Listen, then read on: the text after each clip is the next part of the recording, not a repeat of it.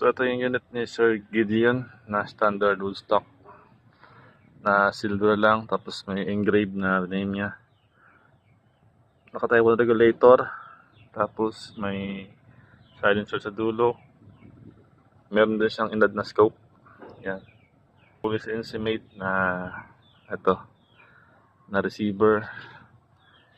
Yung hammer niya is police intimate. Adjustable to dito sa loob. Adjustable yan yung power niya sa loob. Ang valve niya sa loob adjustable din.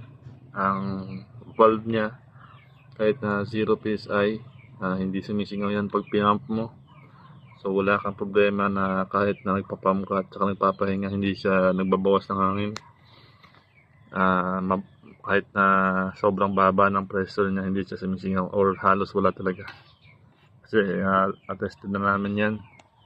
Anodized to, pero hindi rin siya gaano lata. Anodized siya na silver. Yan. Sobrang kinis niyan sa personal.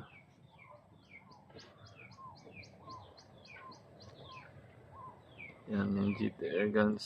Yung rail niya, standard yan na Picatinny 20mm. Tank niya is 0.45 liters with Taiwan regulator. Yan. Ito yung groupings niya sa 50, pwera dito sa isa, yan o. Maraming testing yan, iba-ibang MB. Yan. Sa dalawa, tatlo, 10 shots yan. So ito yung medyo maliit talaga sa kanila. Yan. 10 shots. May dalawa lang sa labas. Hindi ko lang alam kung sa hangin or sa pellet. Yan kasi ang testing site natin is open field talaga. Minsan mahangin, minsan hindi, mapabugso-bugso. So yan, ang unit ni Sir. Tapos na, na-testing.